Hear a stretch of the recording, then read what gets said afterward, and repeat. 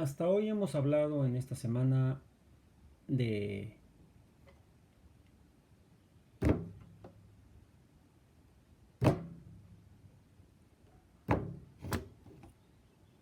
el movimiento vibratorio de las vibraciones. También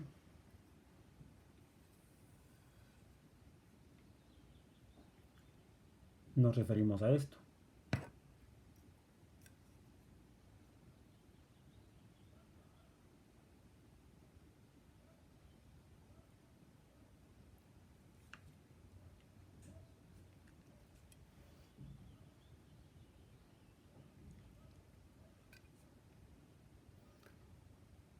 Bueno, el primero, el movimiento pendular, un péndulo. Y ahora, ¿qué es lo que estamos viendo además de la pata del gato?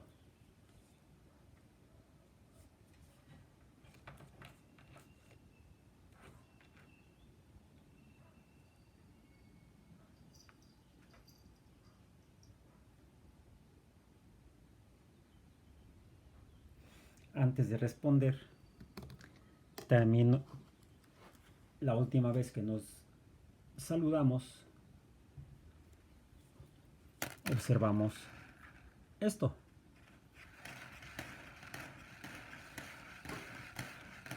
Y es a lo que llamamos ondas o movimiento ondulatorio. Bueno, regresemos a el movimiento que vimos en el yo-yo, pero este en particular.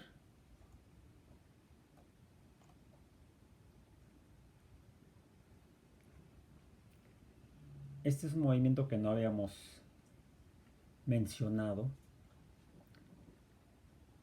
Y aunque para algunas personas pudiera parecer un movimiento diferente a los tres anteriores, a las vibraciones, a los péndulos y a las ondas, este que es el movimiento circular es una variación más, es un caso más del movimiento vibratorio, ondulatorio, pendular o de los que llamamos en general fenómenos periódicos. ¿Por qué periódicos?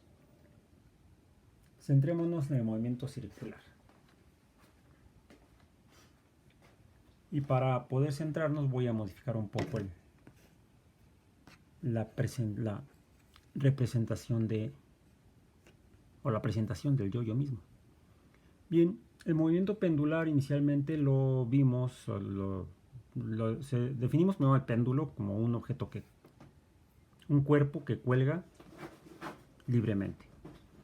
Aquí el problema es que he dispuesto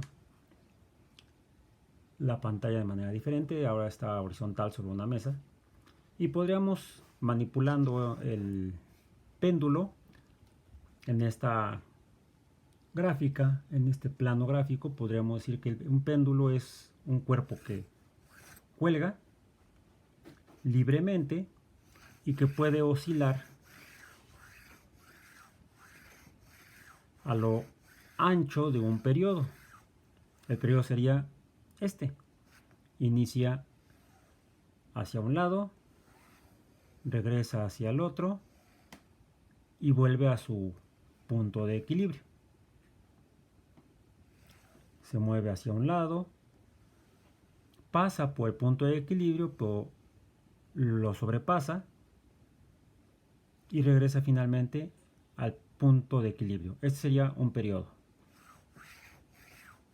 Estos serían dos periodos. No, perdón. Este sería un periodo. Este, dos periodos. Ya perdí la cuenta de cuántos periodos. N periodos. La frecuencia sería cuando consideramos el periodo y el intervalo de tiempo en el que sale de el equilibrio y regresa al equilibrio. Si tomamos o si medimos el tiempo, fueron 2 periodos en un tiempo.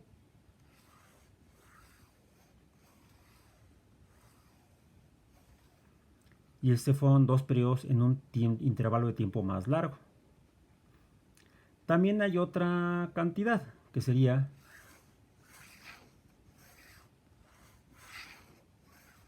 la amplitud del periodo. 3 amplitudes diferentes. Entonces tenemos 3 cantidades que parecen representar 3 movimientos periódicos diferentes en el caso de un péndulo. Pero ¿qué sucede? Vamos a pedirle a Kobu que se retire un momento. ¿Qué sucede si ahora el péndulo oscila, pero en lugar de regresar al equilibrio por la misma trayectoria en sentido opuesto, ahora el péndulo se mueve de esta manera?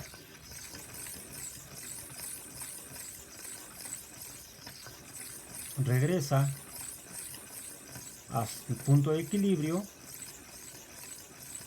en la misma dirección.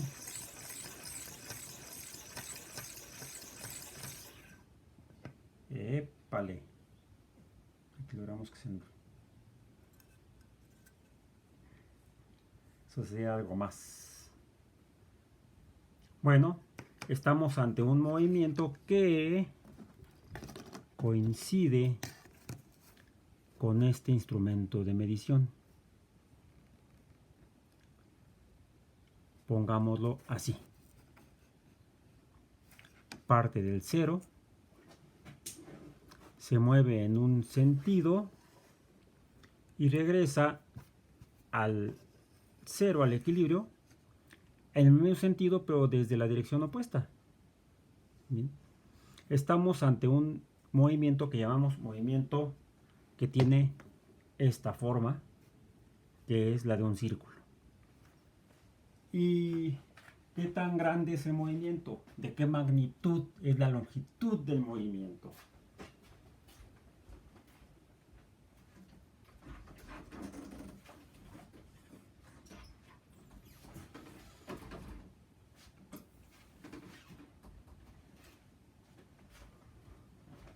Pues esa magnitud ya no la medimos en unidades de longitud que vimos anteriormente, que sean las unidades de longitud que parten del estándar, que es el metro. El metro es la unidad de longitud, pero aquí el movimiento no es, digamos, en línea recta entre un punto y otro. Digamos, sale del equilibrio, se mueve hacia un lado, regresa hacia el otro. Podemos medir la longitud entre estos dos puntos. En el caso de el péndulo, aunque esté trazando un arco, bueno, podemos medir la cuerda del arco como la magnitud del periodo. Aquí en realidad estamos teniendo un movimiento que, supongamos que ahora parte, este es el 0, para eso voy a mover mi instrumento de medición del movimiento, y veamos este punto. Si empieza a desplazarse respecto al 0, ahora está separado esta distancia de aquí a acá. Podría medir el arco entre estos dos puntos, o puedo medir el ángulo que forma entre estos dos puntos, y es así como se mide el movimiento circular. El movimiento circular no se mide su desplazamiento no se mide en magnitudes de longitud, sino en magnitudes angulares. Entonces, no decimos que se movió 2 centímetros o 4 centímetros, sino decimos que se movió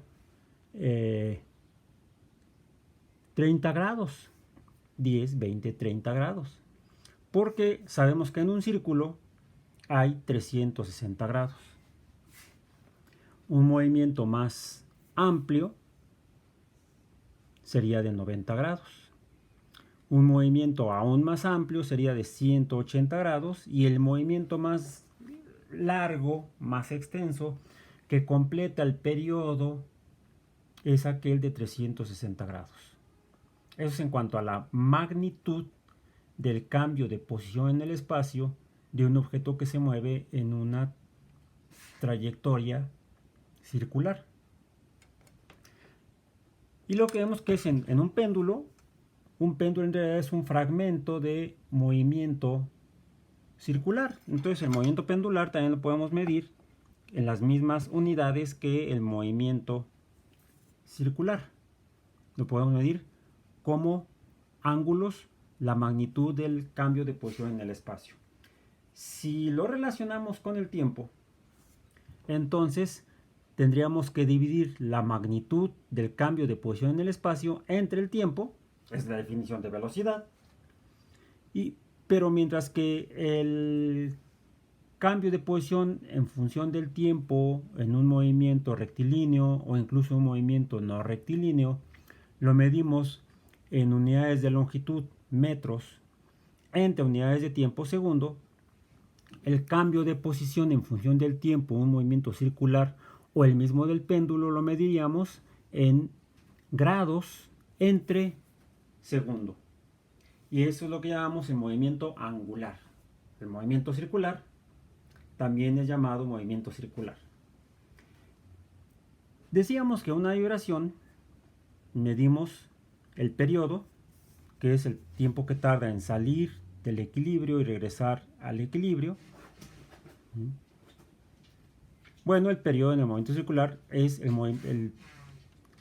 es aquel intervalo entre que parte del equilibrio, sería el 0 grados, y regresa al equilibrio en la trayectoria circular, y eso sería cuando cumple 360 grados. Ese es un periodo.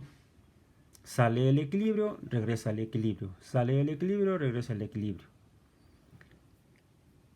La velocidad también, ¿de qué otra manera se puede medir? Además de grados por segundo. Pues también se puede medir por el número de veces que el periodo circular se cumple. A esto le llamamos una nueva cantidad, que es la frecuencia. La frecuencia es el número de veces que el movimiento circular se cumple en 360 grados, pero también corresponde a el periodo completo y es otra forma en la que podemos medir el movimiento periódico, cualquiera que este sea. Las vibraciones, los péndulos o las ondas las podemos medir en veces o periodos entre segundo, veces que se cumple el periodo completo, veces entre segundo o periodos entre segundo. Y el nombre de esta cantidad es frecuencia. Entonces podemos medir la frecuencia de los movimientos periódicos, que es qué tantas veces se repite la perturbación entre unidades de tiempo. Esa es la frecuencia.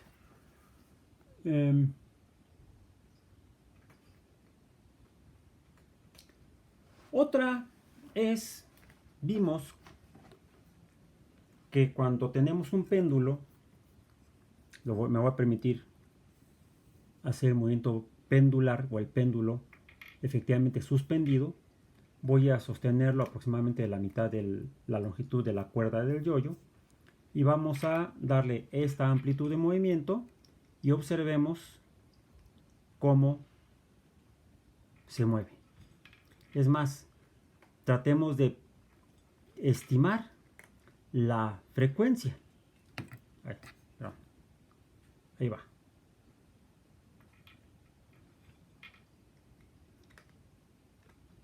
El número de veces que oscila entre unidad de tiempo, el número de veces que se repite el periodo entre unidad de tiempo sería la frecuencia. ¿Qué sucede si ahora acorto la distancia? El intervalo de el periodo es el mismo, la magnitud del periodo va a ser la misma, pero la longitud del hilo del péndulo es diferente.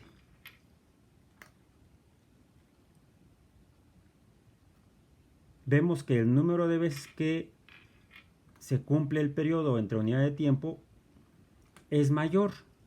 La frecuencia es mayor conforme el cordón o el hilo del péndulo es más largo. A mayor longitud, menor magnitud del periodo. Menor la frecuencia. Mayor longitud de hilo, menor la frecuencia.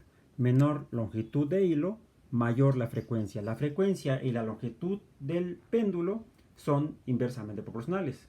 Si la longitud del péndulo es larga, la frecuencia va a ser pequeña, van a estar más pausados los ires y venires.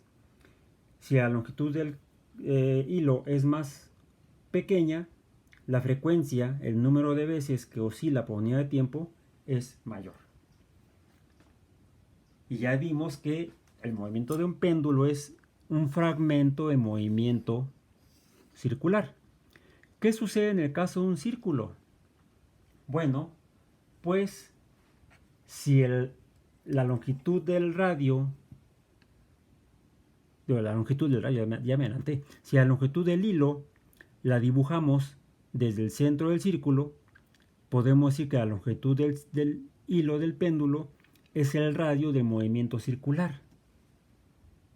Entonces, la frecuencia o el número de veces entre unidad de tiempo que va a cumplirse el movimiento circular depende de la longitud del radio del círculo.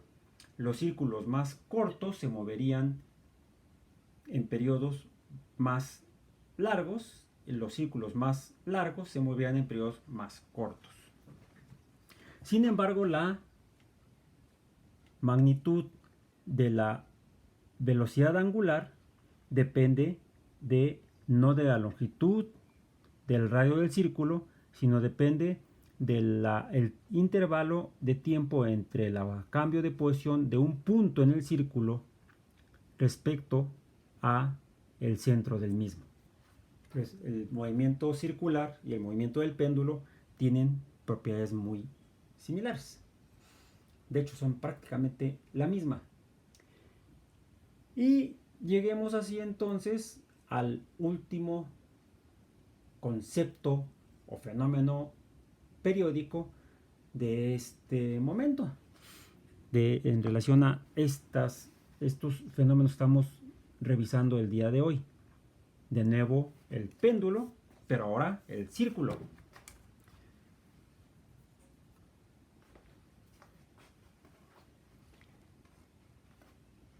Pongamos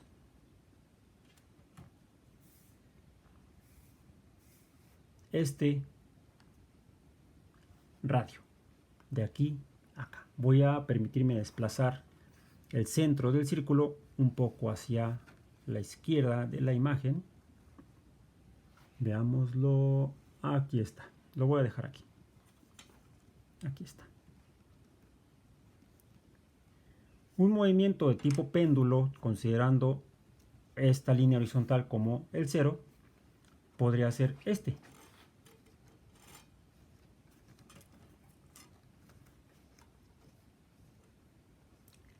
Este sería un movimiento parcialmente cíclico o circular, o sería el movimiento de un péndulo con este radio o con esta longitud de hilo. Bien. En este caso, el círculo no se mueve de este sistema cartesiano, este es el origen, y el péndulo estaría subiendo, ascendiendo y descendiendo, digamos aproximadamente 45 grados. 45 grados. Veamos que tenemos una línea recta con un ángulo de 45 grados respecto a la horizontal. ¿Qué sucede si este péndulo, que está hasta este momento fijo en el origen, su origen, el punto en el origen, comenzara a desplazarse hacia la derecha en nuestro sistema gráfico? Veamos.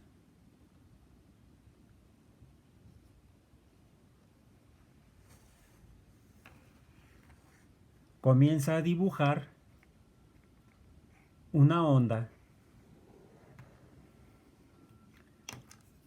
cuyos valores máximos y mínimos dependen de dos cantidades. Dependen de el tiempo que tarda en desplazarse y depende de el ángulo con el cual empezó. Ahora, la oscilación del péndulo completo tendría que ser del equilibrio a un extremo de la amplitud, de regreso al punto de equilibrio, que es el origen, y debería pasar al otro lado del punto de equilibrio. Este sería el péndulo completo y este sería el periodo completo. Periodo completo. Si ahora y aquí se está desplazando nada más 45 grados hacia arriba, 45 grados hacia abajo y regresa al equilibrio. ¿Qué sucede ahora cuando este se desplaza?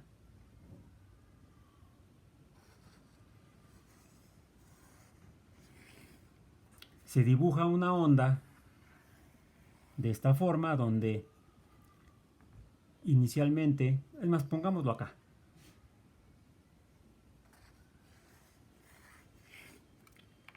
Recordemos que cuando tenemos una diagonal en un plano cartesiano, podemos aquí dibujar, en este caso, este punto lo podemos definir por su valor en X y el valor en Y.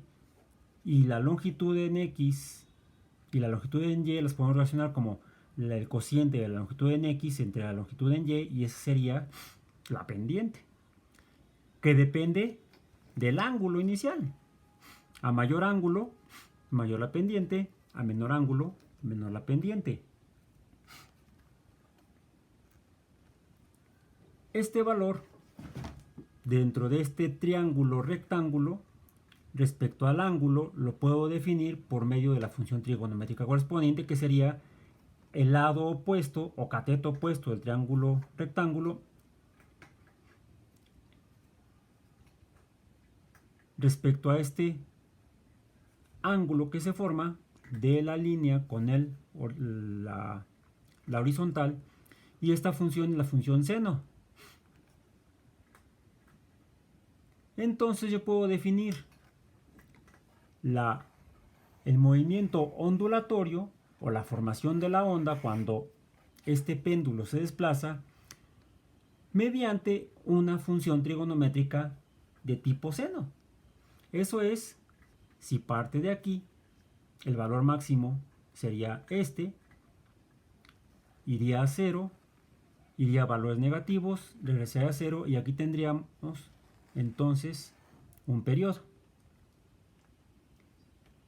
Si no parte de aquí, sino que parte del origen, entonces subiría, descendería al equilibrio, iría a valores negativos, se regresaría al 0. Ese sería el periodo completo y estaríamos no ante la función seno, que es aquella que empieza por acá y regresa acá, sino estaríamos ante la función coseno. Entonces, mediante al menos estas dos funciones trigonométricas fundamentales, la función seno y coseno, también puedo definir el movimiento de una onda. Ahora, ya teniendo las funciones trigonométricas seno y coseno, puedo caracterizar a cualquier movimiento periódico, sea vibración, sea péndulo, sea círculo o sea onda, mediante tres cantidades, que son la magnitud del ángulo, que me va a dar el valor máximo de la oscilación en X o en y esa es la amplitud del movimiento ondulatorio o vibratorio o de la onda. La amplitud de la onda se define por la distancia entre el equilibrio y el máximo valor de oscilación, por el número de veces que el periodo se repite, y esa es la frecuencia, y finalmente por la distancia entre el valor máximo del periodo y el valor mínimo del periodo. y esa es la longitud de la onda. Bueno, digámosle a Kobu que puede jugar con el medidor de ángulos. Por acá, por acá, por acá, por acá, por acá, por acá, por acá. Ahí está.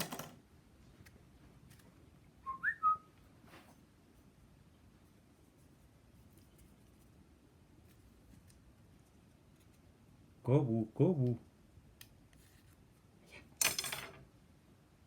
Dice que no. Usemos el otro, el viejo truco.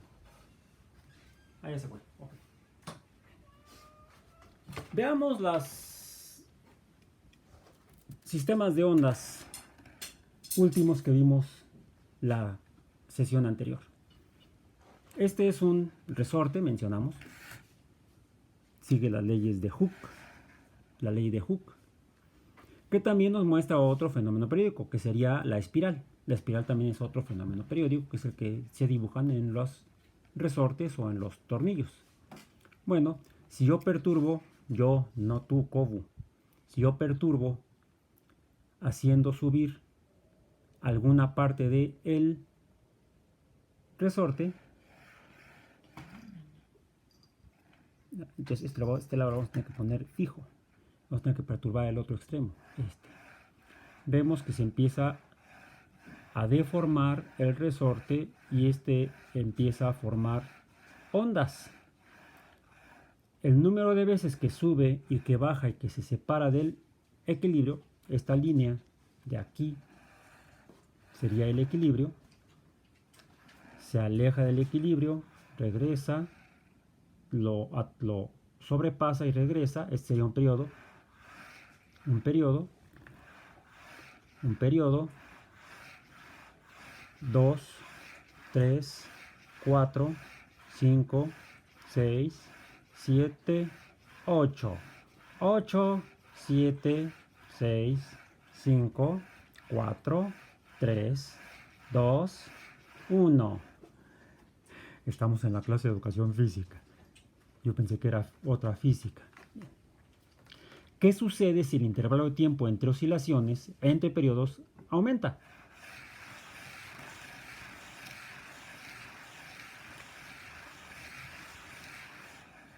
¿Qué pasa si aumenta aún más esta cantidad que llamamos frecuencia?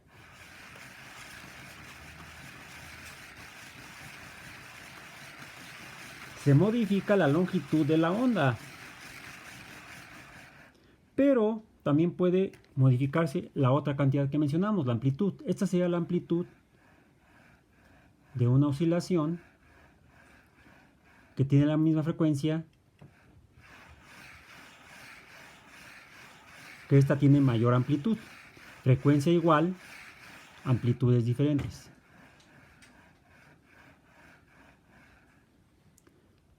Frecuencias diferentes,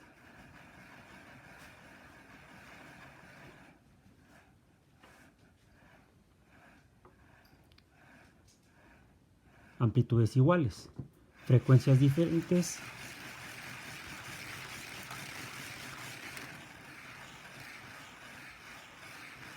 amplitudes iguales. Entonces podemos caracterizar a los fenómenos ondulatorios o vibratorios por estos dos valores, frecuencia y amplitud.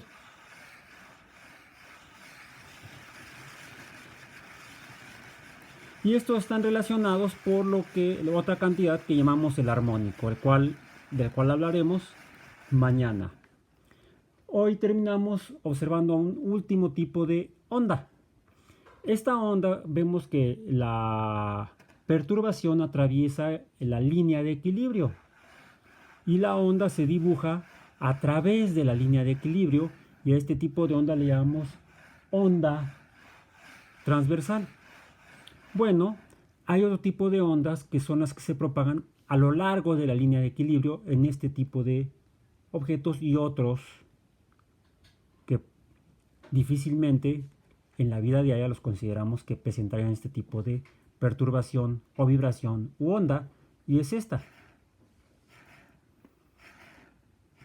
Estoy perturbando la longitud del resorte. Puedo perturbarlo con poca frecuencia. Veo que se modifica la longitud de los espacios entre las espirales, o puedo hacerlo, esto es a una frecuencia y esto es a otra frecuencia. El problema es que lo estoy moviendo también hacia arriba y hacia abajo. Voy a procurar que no suceda eso.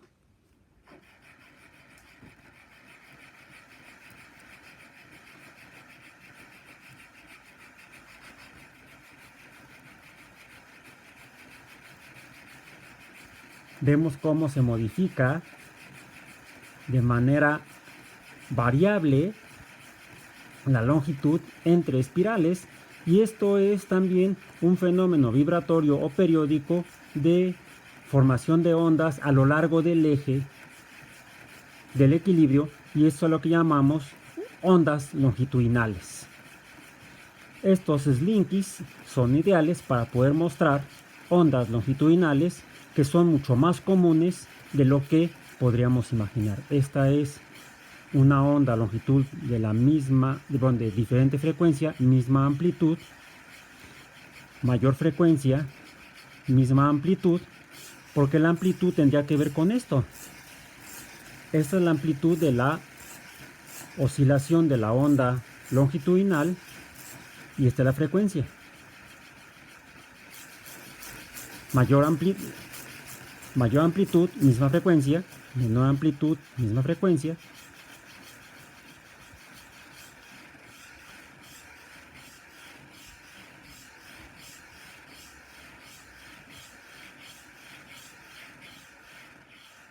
Misma amplitud, diferente frecuencia.